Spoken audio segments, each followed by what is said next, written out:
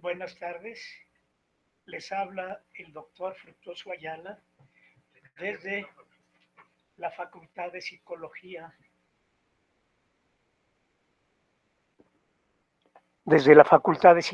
de la UNAM. Muchas gracias por ponernos atención otra vez.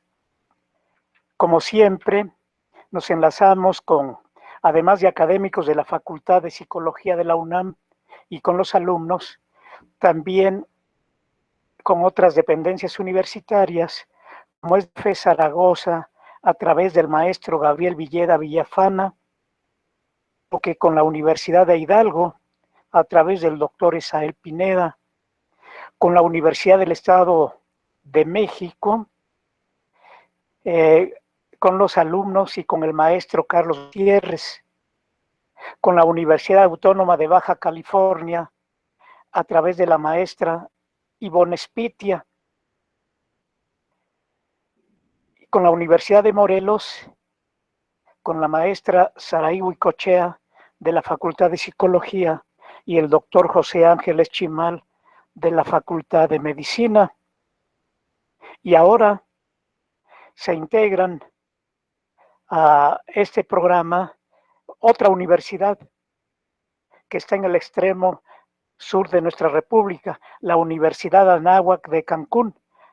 Allá espero que se enlacen, será la primera vez. Muchas gracias por ponernos atención desde aquel paraíso terrenal que es Cancún. Espero que me esté escuchando la alumna de medicina Andrea Umaña y posiblemente algunos profesores de la Facultad de Medicina. También invitamos a psicólogos de Acapulco, a la Asociación de Psicólogos de Acapulco, lo mismo que a la Universidad Americana de Acapulco, y también estamos en contacto con universidades del extranjero, como es con la Universidad Cruzeiro do Sul en Sao Paulo, Brasil, con la doctora y profesora Celia Regina da Silva. Y aquí en frontera norte, al otro lado de Tijuana, estamos en contacto y saludamos al doctor Salvador Huitrón en La Joya, en San Diego, en el Instituto Scripps, que espero que nos esté escuchando. Yo sé que él hace el esfuerzo porque extraña mucho, como él dice, a su México lindo y querido, pero por cuestiones de trabajo tuvo que irse fuera de la República Mexicana. Muchas gracias por ponernos atención. Y ahora, como ya les envié un correo previamente, vamos a tratar un tema que consideramos muy interesante, y aunque hay mucha información, esta es poco conocida, no se integra fácilmente, la información está dispersa, pero ahora tenemos la fortuna de contar con el apoyo del profesor Jorge Alberto Bazán Cortés, que es académico de la FES Iztacala, de la Facultad de Estudios Superiores Iztacala, que depende de la Universidad Nacional Autónoma. Y invitamos al profesor Jorge Alberto Bazán, porque él ha estado trabajando en esta área. De hecho, él ya terminó el doctorado. Únicamente le falta presentar el examen, pero ya tiene la información integrada acerca de qué le pasa a los boxeadores que se dedican a este deporte. Hay datos muy interesantes, como van a darse cuenta. Y entonces, muchas gracias al profesor Jorge Alberto Bazán por participar. Si quieres ponerte en contacto con la audiencia, podemos decir que Jorge Alberto Bazán, como les decía, ya terminó de integrar la información, y además él ha sido deportista y por eso le interesó este tema. Inclusive él mismo pues anteriormente había experimentado del deporte. Ahora ya se dedica a otra, ya comentando fuera del aire, ahora su atención está en el judo, pero inicialmente él conoce este deporte no nada más desde el punto de vista teórico, esta parte que vamos a desglosar ahora de qué pasa en los boxeadores, sino él mismo lo experimentó directamente.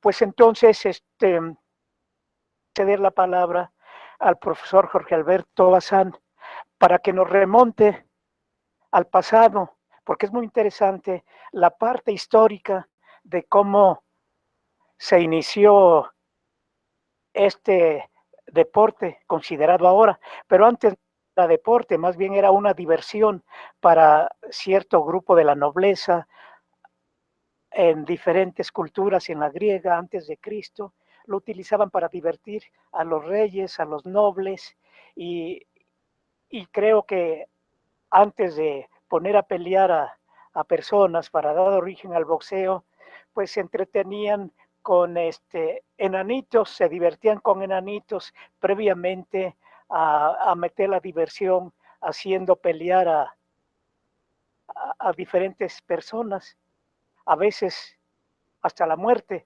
era el límite, pero no sé, mejor le cedemos la palabra a Jorge Alberto Bazán. Adelante, por favor. Buenas tardes, un gusto estar aquí con usted y gracias por la invitación. Un saludo para todas las universidades que están enlazadas en este momento. Efectivamente, yo ya llevo un tiempo investigando los efectos que produce la práctica del deporte del boxeo en el cerebro. Y bueno, efectivamente, tal y como nos decía el doctor Fructuoso, la historia del deporte es muy antigua. Hay datos que nos hablan que el deporte se originó, hay registros históricos que nos dicen que ya desde la primera Olimpiada en Grecia ya se practicaba este deporte. Pero como bien lo dijo el doctor, las reglas eran totalmente diferentes a las que hoy en día conocemos. Y efectivamente el límite era solamente hasta que uno de los dos competidores caía inconsciente o moría.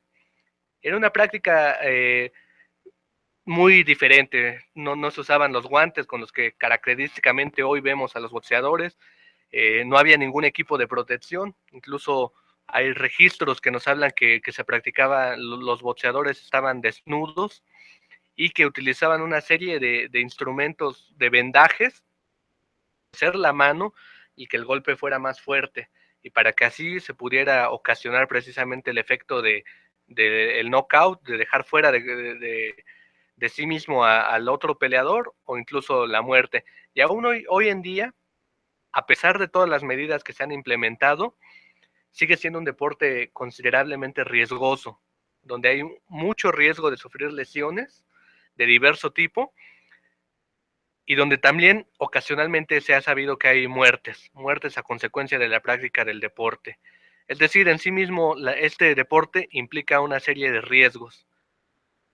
Y a pesar de todo esto que estoy comentando, hasta hace muy poco se empieza a poner énfasis en la parte médica, en la parte de los riesgos. Anteriormente las autoridades médico-deportivas no se preocupaban por ello, y entonces es hasta hace muy poco que se empieza a hacer investigación en torno a los efectos, a las alteraciones que se producen a consecuencia. Pues sí, como dice el profesor Jorge Alberto Bazán, pues es Perdón, doc, es Guzmán. Perdón, ya me corrigieron, el doc Jorge Alberto Guzmán, es un deporte, pues a pesar de tantas precauciones que hay actualmente, pues sigue siendo peligroso para quien se dedica a esta área deportiva, a pesar de las reglas que establecieron hace mucho tiempo el marqués de Queensbury en Gran Bretaña. Este marqués realmente nació en Italia, pero se fue a vivir allá y le dieron un puesto de nobleza. Marquesa le interesaba este deporte y fue estableciendo reglas para la protección de los boxeadores. Pero sin embargo, a pesar de tantas precauciones, sigue habiendo una gran cantidad de lesiones a veces fatales. No sé si alcanzan a ver, si se esté proyectando la diapositiva allá donde ustedes están conectados, donde se ve que ahí tenemos varias imágenes con diferentes tipos de lesiones, pero tengo entendido que son las más llamativas, las más aparentes, las que dan origen a inflamaciones, a que salga sangre. Pero hay otras más leves, peligrosas, que no se ven, que se van desarrollando dentro del cerebro.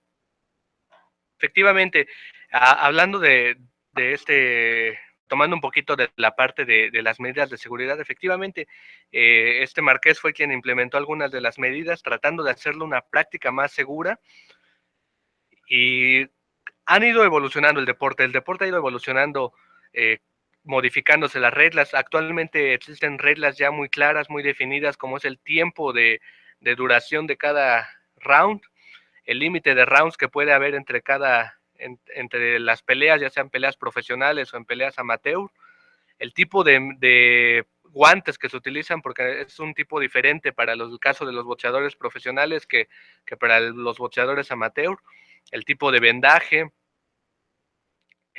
la duración de los rounds.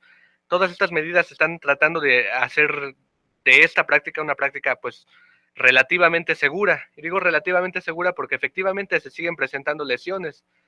Estas lesiones pues las clasificamos en tres tipos. Las que son lesiones leves, lesiones moderadas y lesiones severas.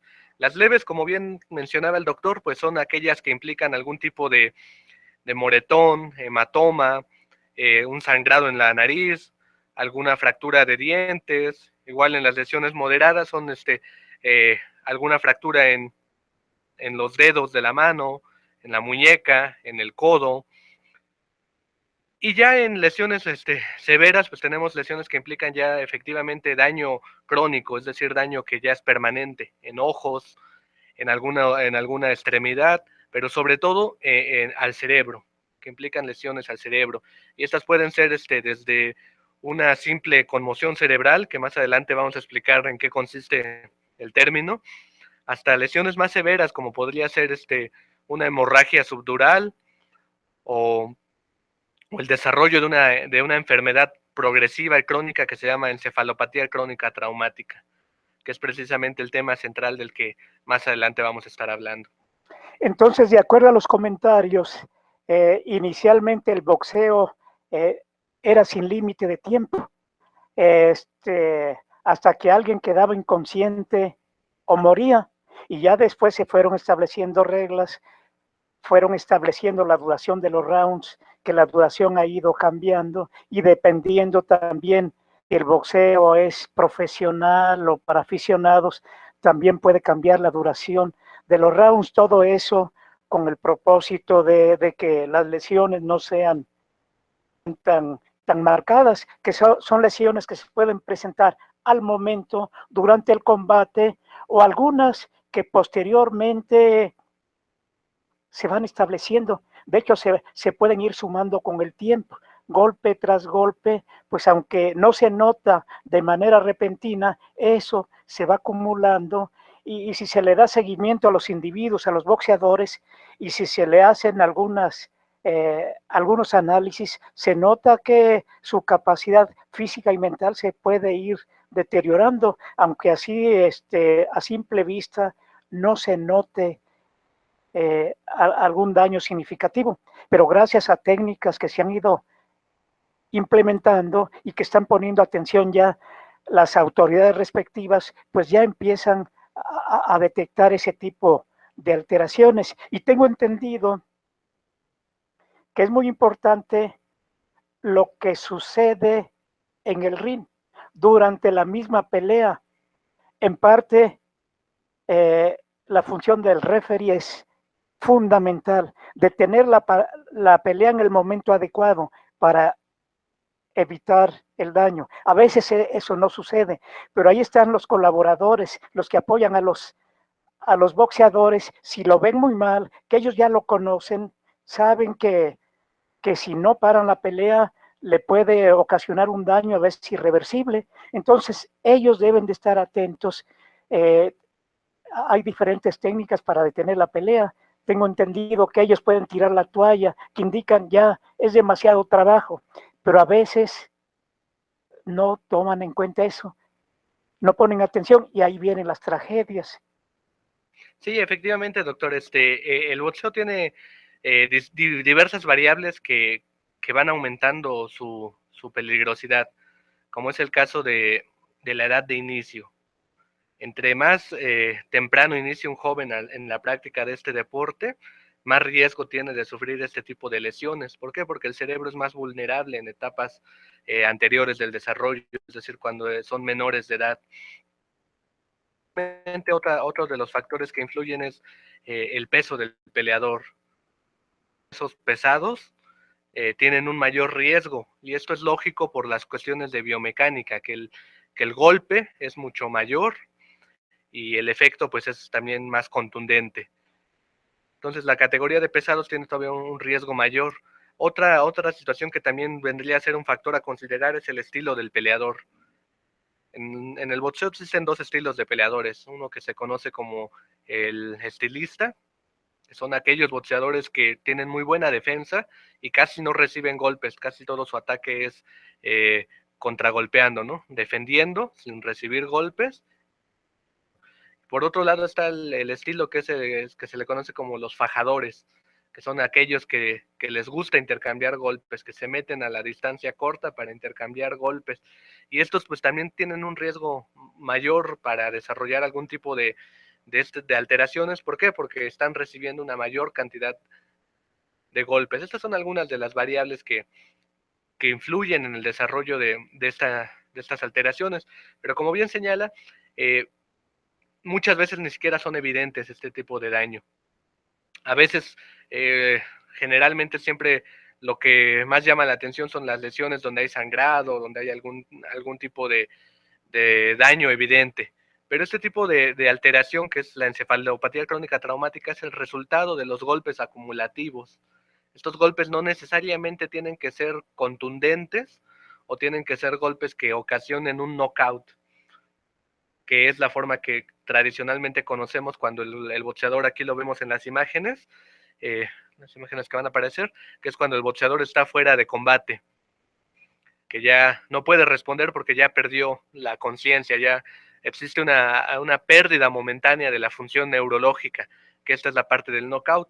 Pero también hay casos donde sin que el boxeador esté inconsciente, ya no tiene la capacidad de responder, que es lo que se llama el knockout técnico, que ya él ya está en unas condiciones donde ya la integridad física y sobre todo el sistema neurológico ya está comprometida, por eso ya es incapaz de responder, solo que aunque aún está en vigilia, está despierto, pero ya no hay respuesta. Entonces, en este sentido, es muy importante lo que mencionaba el doctor, la intervención del referee. ¿Por qué? Porque si el referee detiene la pelea a tiempo, hay menos riesgo de que el boxeador sufra algún tipo de lesión. También el equipo, los managers, el manejador, el coach, puede hacer esto de tirar la toalla, que también sería considerado como un knockout técnico, que es cuando ya ve que su peleador ya no está en condiciones de continuar, aunque esto generalmente solo ocurre en el boxeo amateur. Y bueno, el problema está que muchas veces no lo hacen porque no saben de los riesgos a los que está expuesto.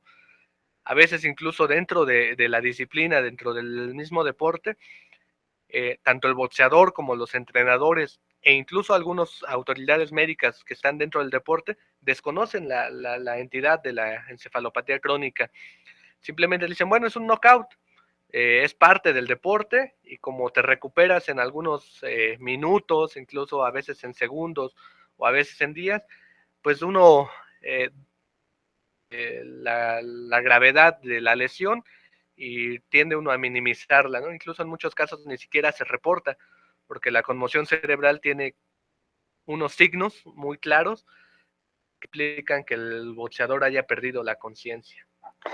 Pues ahí en las imágenes, a los que les interesa el boxeo, están viendo ahí a Cassius Clay, el que se autocalificaba como el mejor boxeador de todos los tiempos. Y él era calificado como estilista, haciendo hincapié en lo que llaman el arte de boxear, es decir, el golpear sin ser golpeado. Ahí lo ven que noqueó a uno de sus adversarios, pero a pesar de que él era estilista, tantos golpes que recibió durante su carrera, sobre todo que eran golpes de boxeadores de peso pesado, terminó mal. Él ganaba, campeón del mundo, y ahora terminó mal de sus funciones mentales, tenía Parkinson y alteraciones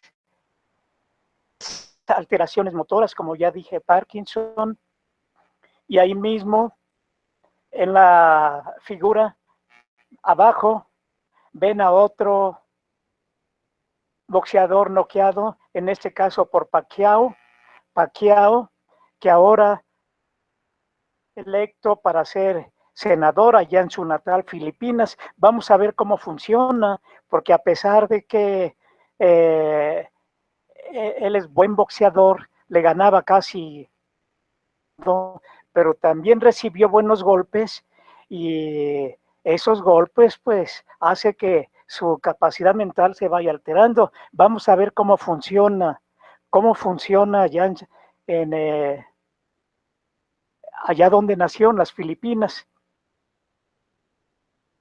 Y también, como mencionaba Jorge Alberto Bazán, que él mencionaba dos tipos de boxeadores, los estilistas y los fajadores. Y los estilistas son los que tienen menos probabilidades de sufrir daño. Y aquí en México tenemos un gran ejemplo que están viendo en pantalla, que es Ricardo el Finito López, así se le llamaba, que era pues estilista, golpeaba y difícilmente lo golpeaban, y eso le permitió terminar invicto en 52 combates que tuvo durante su carrera, y además siendo campeón mundial en su categoría, dio 21 veces su título, y aparentemente sus capacidades mentales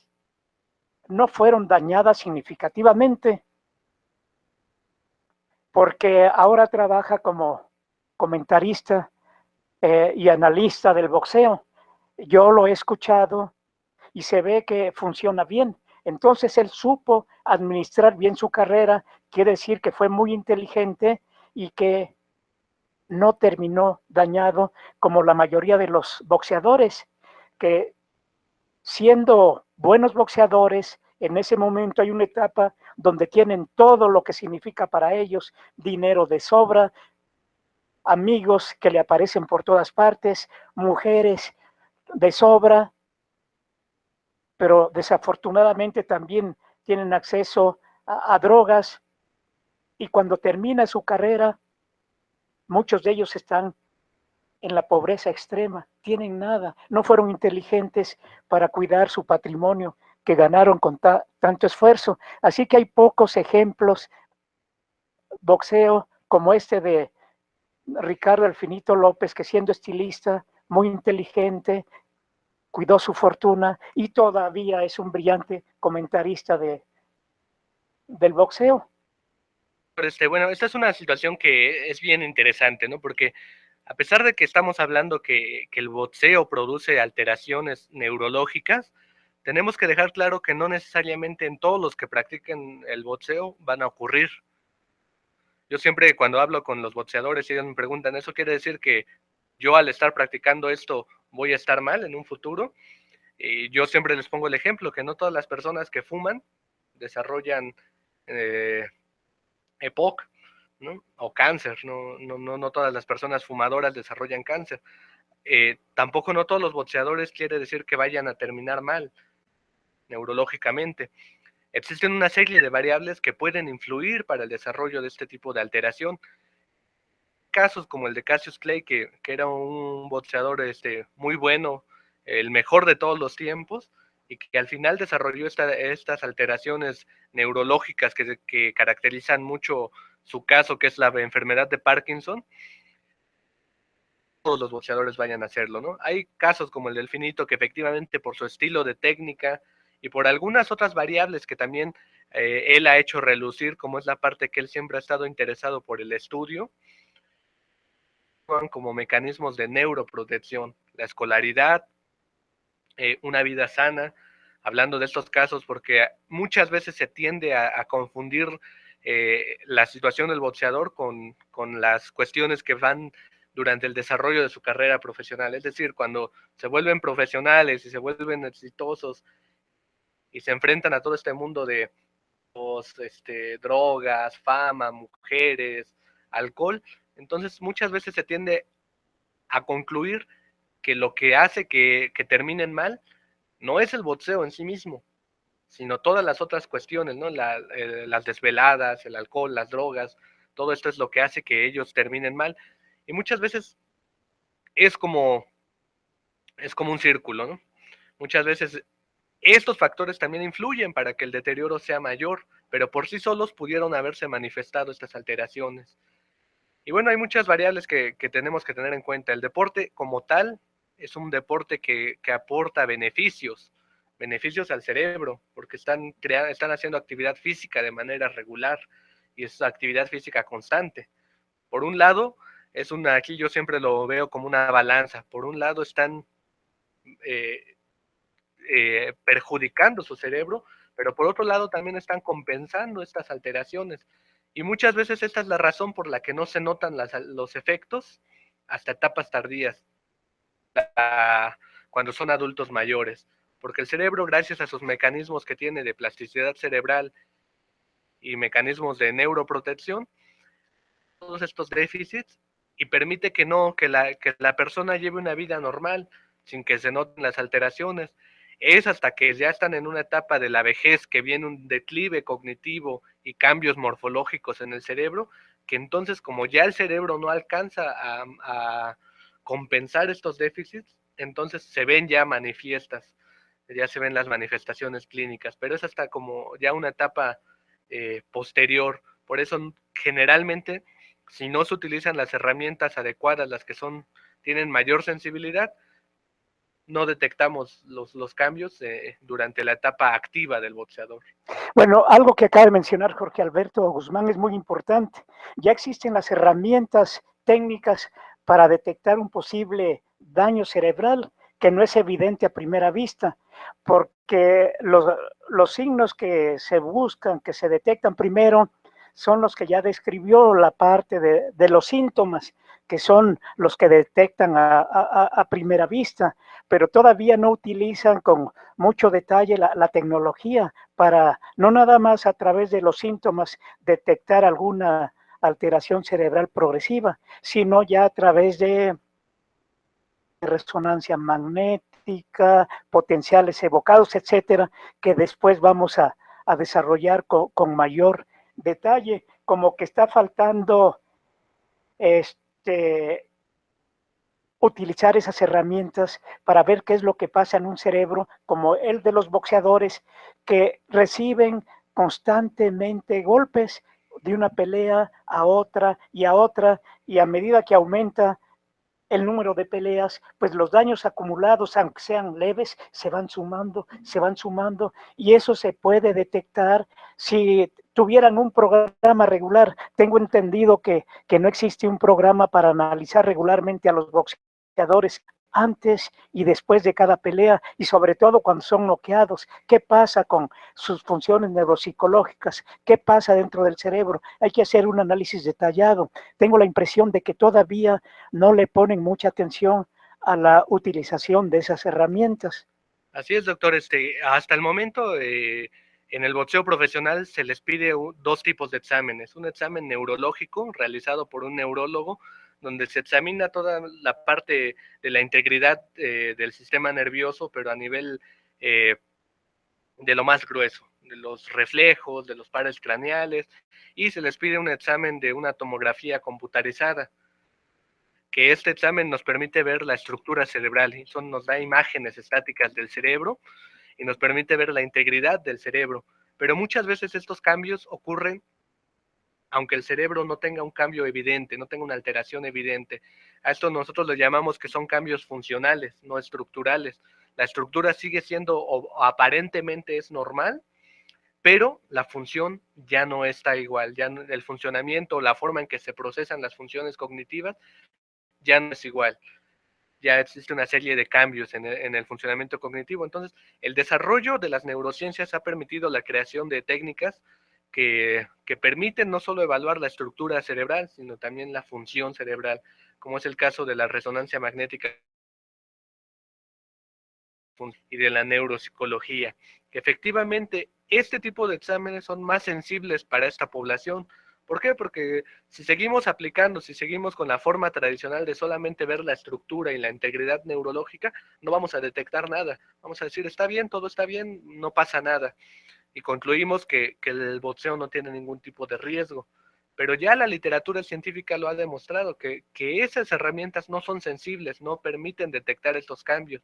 Entonces requieren de nuevas herramientas que no han sido utilizadas, quizá por desconocimiento, quizás por falta todavía de investigación en esta área, pero sobre todo porque las autoridades médico-deportivas no han tomado en cuenta todos estos estudios que ya existen.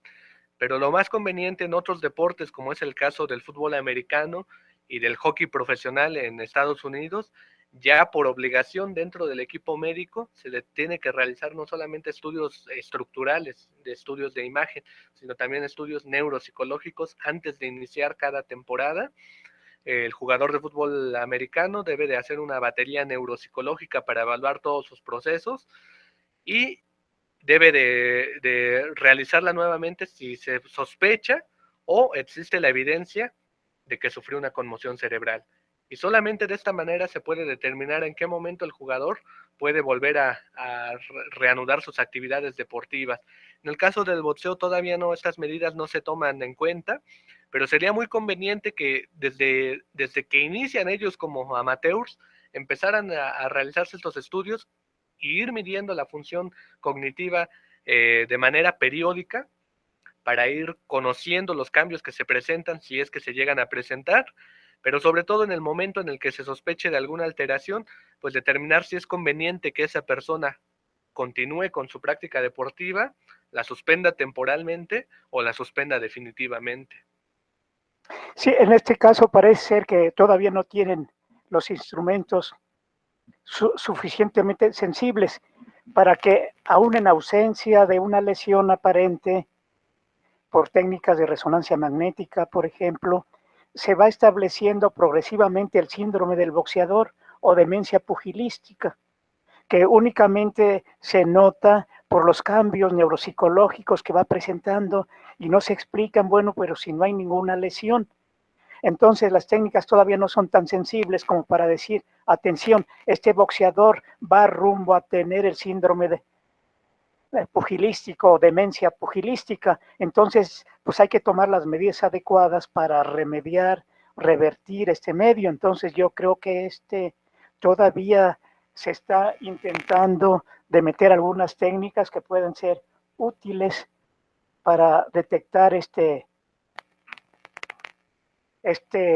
tipo de problemas. Ahora, la tecnología se ha desarrollado de tal manera que ya se puede calcular, predecir el daño que puede ocasionar algún golpe, porque ya lo pueden analizar de manera más o menos objetiva. Por allá hay modelos, una especie de robots que han implementado, donde están midiendo la fuerza del impacto.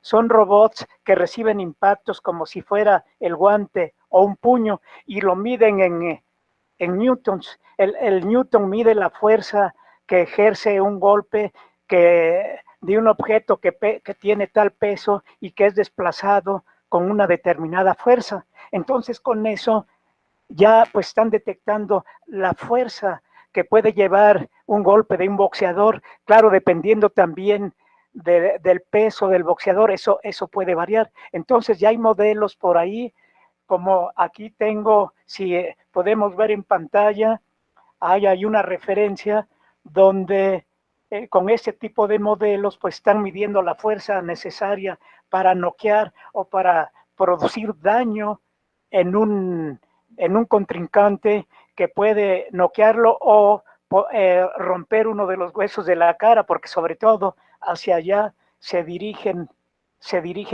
los golpes. Ahí ven en la imagen uno de esos modelos, un pequeño robot que fue diseñado precisamente para medir la fuerza del impacto de los boxeadores.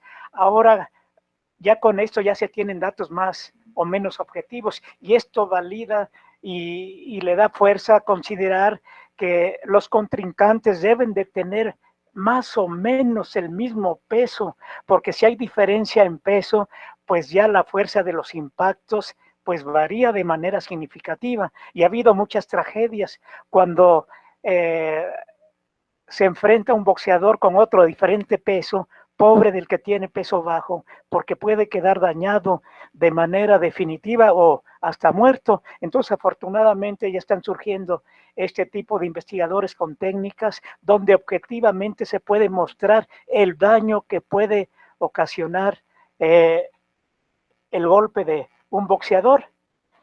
Y ahí están esquemas que tú has manejado adecuadamente de qué es lo que pasa dentro del cerebro. Es decir, no nada más se daña aquella parte del cerebro donde se da el golpe, sino que puede ser del otro extremo por ciertas leyes físicas que tú describes. De, ¿En qué consisten ahí en tus esquemas? Nos describes con mucha precisión qué es lo que pasa, que no solamente la parte golpeada es la que se daña, sino que puede ser la del otro extremo. ¿Qué es lo que pasa dentro del cerebro? Sí, doctor, mire, efectivamente aquí, como bien lo señala, el desarrollo de nuevas tecnologías ha permitido poner a prueba estas hipótesis. Y efectivamente, estos modelos que se utilizan son muy similares a los que se utilizan en las pruebas de colisiones en vehículos, pero aquí lo que se busca es medir la fuerza que puede generar un boxeador al impactar, ¿no? Y esto es porque el desarrollo, el estar practicando continuamente una actividad, les otorga nuevas cualidades físicas, y el desarrollo de una técnica hace que ellos tengan la potencia para con un solo golpe noquear a una persona. Por sí solo el golpe es muy contundente y sería significativo para causar una lesión cerebral, pero obviamente también su contraparte, la persona que está boxeando, el que está defendiendo, también ha desarrollado un estilo que le permite defender estos golpes y minimizar su efecto, pero aún así son golpes muy fuertes que por sí solos podrían ocasionar una lesión. ¿Cómo ocurren estas lesiones? La situación está que el cerebro ocupa una superficie menor a la del cráneo. Es una masa pequeña que está relativamente con cierto movimiento dentro del cráneo y que solamente está protegida por alguna serie de mecanismos de protección como son las meninges, el líquido cerebroespinal y incluso el mismo cráneo. Pero al recibir una fuerza, un impulso biomecánico de forma lineal, se afecta no solamente la zona del golpe, sino por efecto de la física, que el cerebro, al seguir la trayectoria del golpe y frenar bruscamente, crea un efecto de contragolpe, es lo que se le llama. Y entonces impacta no solamente en la zona frontal, sino también en la zona posterior, que es la zona occipital. Lo mismo pasa en los golpes rotacionales, que son golpes que, como el uppercut o los volados de gancho, son golpes de gancho que impactan en las zonas temporales, y si el golpe es recibido en la zona temporal izquierda, por efecto de contragolpe, por una cuestión de física y de inercia, también el golpe se transmite esa fuerza hacia el lado derecho, hacia el lado derecho. Y entonces las lesiones aquí son no solamente en la zona donde se está golpeando continuamente, sino puede haber un efecto difuso en todas las áreas del cerebro, en todas las áreas de la corteza cerebral. Y entonces por eso es importante explorar todas las funciones cognitivas, porque el efecto no solamente debe de estar en una área específica, sino lo podemos encontrar en diversas áreas.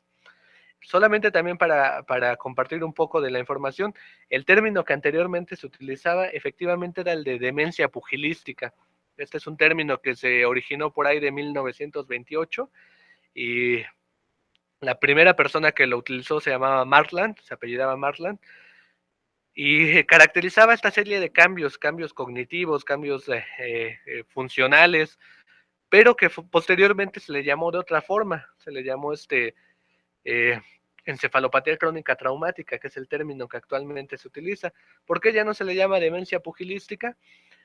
Porque se ha determinado que no solamente ocurre en los boxeadores, sino en todos aquellos deportistas que están expuestos a golpes repetitivos a la cabeza, como es el caso de jugadores de fútbol americano, e incluso se habla de jugadores de fútbol soccer, jugadores de hockey, donde hay la situación de recibir golpes continuos a la cabeza.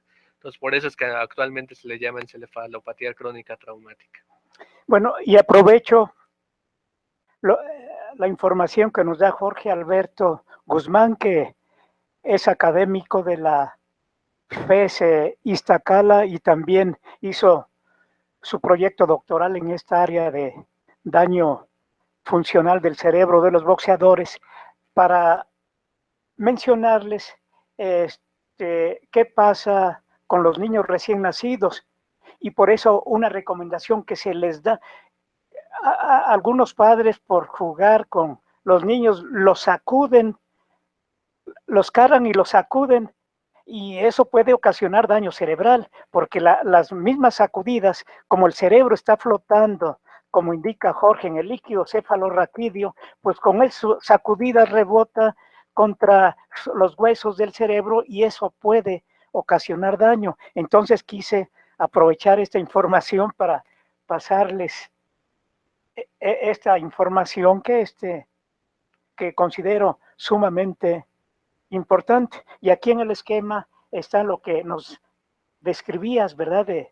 De cómo el daño se puede difundir por diferentes localizar en partes. distintas partes de la corteza cerebral, tanto en las zonas frontales principalmente, porque en el caso del boxeo los golpes son dirigidos a la parte anterior del rostro, y entonces la zona de impacto es la zona frontal de la corteza cerebral, y en el caso de los golpes rotacionales, la zona donde hay mayor impacto, esas son las zonas temporales.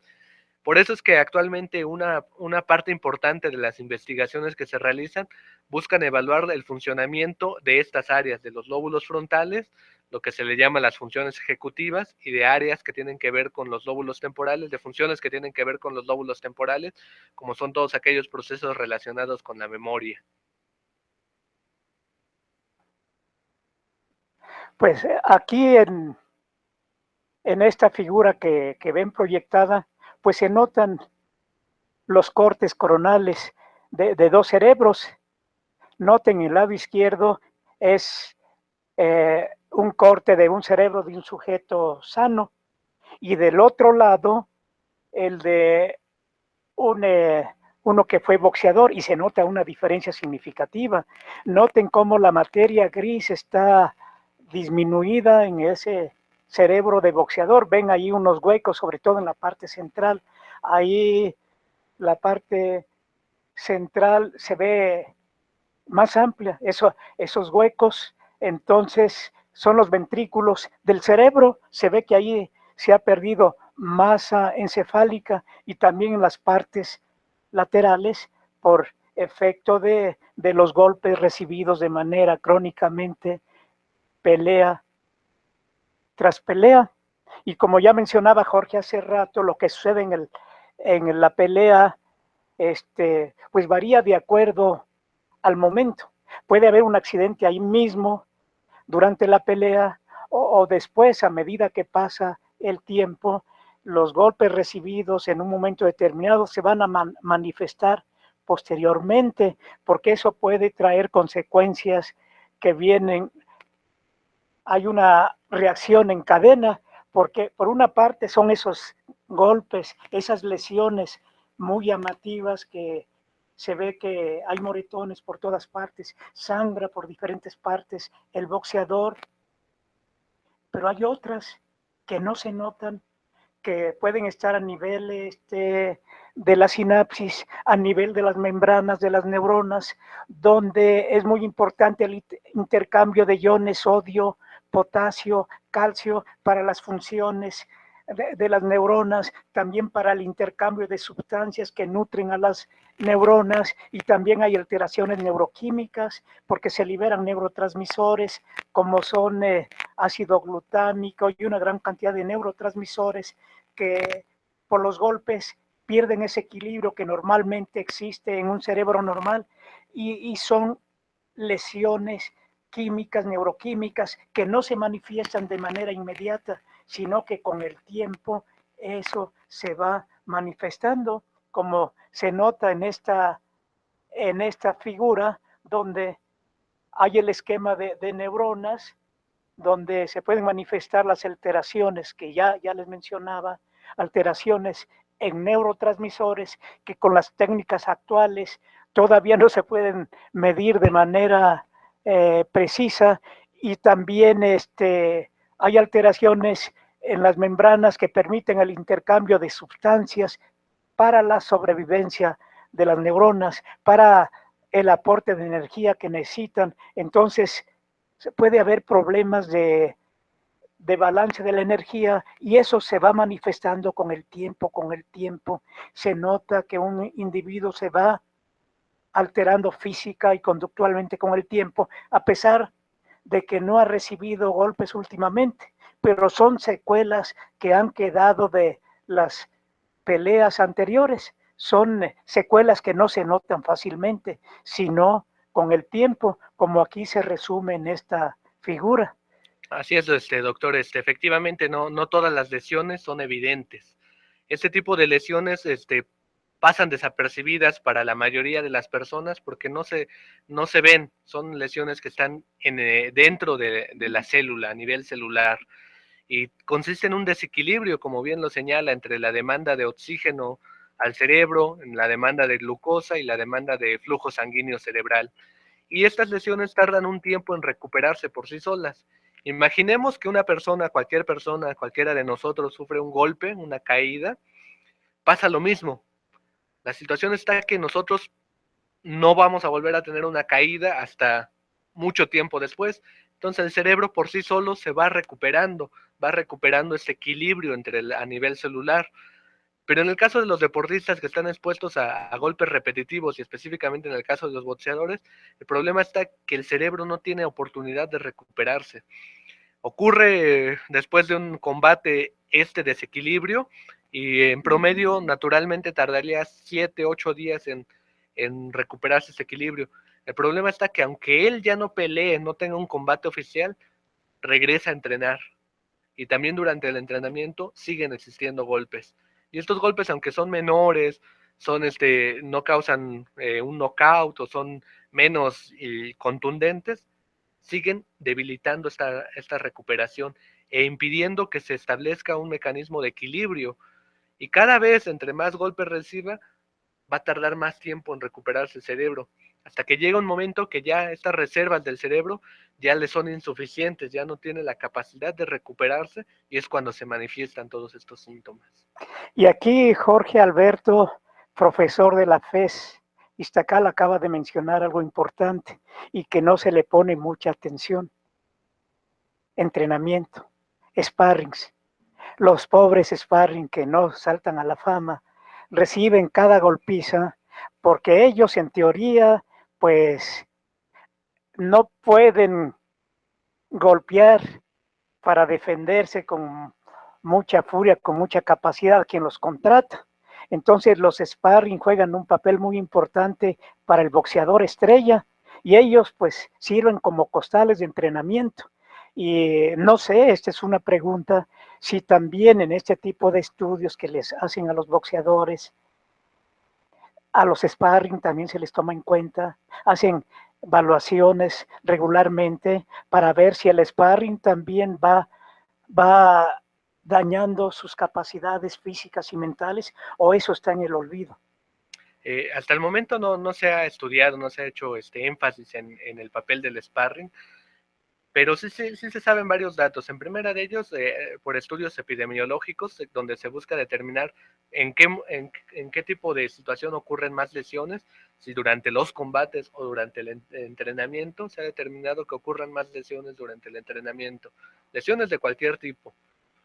tanto leves, moderadas o severas, la mayoría de lesiones ocurren durante los entrenamientos, lo cual nos lleva a sospechar que también se reciben muchos golpes y que estos golpes también son importantes, son fuertes, no nada más es un golpe suavecito, o jugando, o de a mentirita, son golpes fuertes, no tan fuertes como los que hay en un combate, pero al ser muchas ocasiones, hay mayores posibilidades de lesión durante los entrenamientos que durante los combates mismos. Y sería importante determinar el papel de esta figura que es el sparring, que pues, efectivamente no es un boxeador profesional, pero es una parte importante en el boxeo profesional, porque es quien ayuda al boxeador a mejorar su técnica. ¿Cómo? Pues defendiendo los golpes que el otro le proporciona. Sería importante considerar esto porque efectivamente es una persona, es una figura que está en mucho mayor riesgo porque está recibiendo golpes de manera constante y significativa. Y aquí proyectando, aquí están observando, es una figura dramática, ahí quedó un boxeador como muerto. El que está ahí boca abajo es Pacquiao, que fue noqueado por Juan Manuel Márquez, que como indica ahí la leyenda, que es uno de los boxeadores más letales de la actualidad, y ahí describen la potencia de sus golpes, como ya les decía, que se mide en newtons, y según las medidas que han hecho con las técnicas que ya les describí, con métodos objetivos, dice que su golpe recto, que tiene una fuerza o una energía de 4.345 newtons y con una velocidad de 33 kilómetros por hora, supera, atención, los 3.200 newtons, que es la energía necesaria para que un karateca rompa un ladrillo. Entonces noten el golpazo de Juan Manuel Márquez, toda la energía que inyecta cuando golpea, y noten, ahí están los resultados, ahí ven esa imagen dramática. Quedó como muerto Pacquiao, nunca le había sucedido esa situación. Lo que pasa que lo recibió de lleno, entrando Pacquiao, y él con toda su energía, lo recibió con un recto y quedó como muerto. Afortunadamente fue la situación dramática, pero ya se ha recuperado, tanto que les digo que ya va a ser senador allá en su natal Filipinas, y ha tenido otras peleas con otros boxeadores, con un estilista que gana sin que le peguen, así se ha ganado la vida, gana los miles de millones de dólares, y así se mantiene, bailando en el ring sin que le peguen, y así ha ganado sus peleas. Entonces ya les describía la fuerza letal de este boxeador, y todavía nos falta mucha información por analizar, y el tiempo se está terminando. Ya nos hacen señas que contamos nada más con 5 minutos para hacer una pausa, y le vamos a pedir al profesor Jorge Alberto Guzmán de continuar el próximo jueves. Ahora nos queda tiempo para reforzar algo que se ha mencionado. Ahí ven en el esquema, si proyectamos en el esquema, ahí ven el cráneo de un sujeto y adentro el cerebro. Y noten la posición, en la parte central está lo que se llama el tronco cerebral, el tallo cerebral, llamado así porque ahí descansan los hemisferios cerebrales. Es como un árbol que carga las ramas y el follaje de los árboles. Bueno, en el tronco cerebral, ahí en la parte media, es la parte que continúa de la médula espinal, se continúa con el bulbo, el puente y el mesencéfalo. Bueno, en esa parte radica el conjunto de neuronas que nos mantienen despiertos, y además forma parte importante de la conciencia, lo que nos permite interactuar con el medio. En esa parte que les acabo de mencionar, están las neuronas que tienen esa función muy importante. Y noten qué pasa cuando hay un knockout. Le pegan en la barbilla al boxeador. Vean ahí esa imagen de esa calavera en la barbilla. Con ese golpe hace que rote toda la cabeza. Y al rotar la cabeza, pues también rota sobre el tronco cerebral. Y al rotar ahí se dañan las neuronas que nos mantienen despiertos, que nos mantienen conscientes. El resultado es knockout. Nos vamos al mundo de la inconsciencia, quedamos medio dormidos, porque realmente se ha dañado aquella parte que nos mantiene despiertos y conscientes. Y aparte del knockout, pues hay una gran cantidad de lesiones que ya no nos va a dar tiempo de analizar, porque ya nos quedan como 3 minutos, pero le cedemos la palabra al profesor Jorge Alberto Guzmán, por si quiere agregar algo más a esta imagen dramática de cómo se produce el knockout, qué daño le produce ahí en el tronco cerebral y por eso quedamos inconscientes. Pues efectivamente, doctor, pues bien lo ha comentado, este es el mecanismo por el que se da la pérdida de la conciencia, el knockout, pero lo que más me gustaría hacer énfasis es que las alteraciones que se producen a consecuencia del boxeo no solamente se relacionan con los knockouts sufridos. El knockout sí es la manifestación más fuerte de esta situación. ¿Por qué? Porque incluso es dramático, ¿no? Cuando el boxeador cae y lo vemos tendido sobre la lona y ya no tiene ningún tipo de respuesta, pues ese es el efecto más dramático.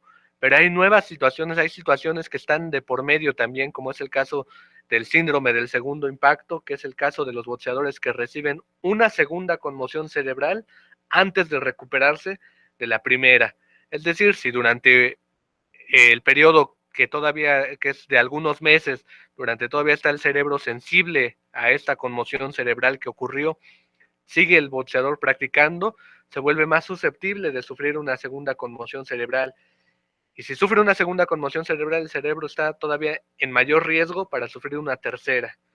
Es decir, es exponencial el riesgo cuando se sufre una conmoción cerebral. Pero el problema no solamente se radica ahí, el problema del boxeo radica en la cantidad de golpes, golpes acumulativos.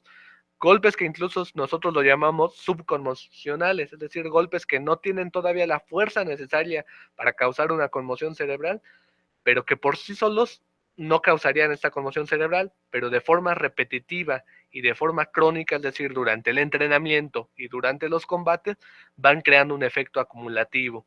Y es ahí donde está la principal adversidad en el boxeo, en el efecto acumulativo de los golpes. Incluso en la actualidad se han desarrollado modelos con animales experimentales, donde se observa efectivamente que si expones a una ratita, a una rata de laboratorio, a golpes repetitivos, aunque no sean golpes fuertes, que estén dentro de la barrera para causar una conmoción un cerebral, un knockout, es decir, solo golpes leves, pero que son repetitivos durante mucho tiempo, el animal desarrolla una serie de cambios a nivel del tejido cerebral. Pues los invitamos a que hagan el favor de escucharnos el próximo jueves. El próximo jueves va a ser a la hora de costumbre, es decir, de 13 a 14 horas. Como ya se dieron cuenta, la información que analizamos hasta el momento ha sido muy interesante, muy importante, pero queda información también bastante importante que además vamos a culminar con el proyecto que desarrolló el profesor Jorge Alberto Guzmán como tesis doctoral que le llevó varios años, de tal manera que tiene información muy importante y vamos a detectar las técnicas que él utilizó para detectar cómo se han alterado las funciones cerebrales a través de diferentes técnicas que él nos va a describir posteriormente, pues ha medido cómo se alteran una gran cantidad de funciones, entre ellas las funciones ejecutivas y otras más, entonces va a estar muy interesante, entonces los invitamos a que se pongan en contacto nuevamente con nosotros el próximo jueves. Por ahora le agradecemos al profesor Jorge Alberto Guzmán su participación. Muchas gracias. Gracias, doctor, por la invitación y por aquí estaremos la próxima semana. Y también le agradecemos a Juan, como siempre, su apoyo, a Toño también, el decano de la comunicación aquí en la Facultad de Psicología, y a la maestra Margarita, que es la voz de este programa, la voz de la UNAM. Muchas gracias por su apoyo y hasta el próximo jueves. Gracias.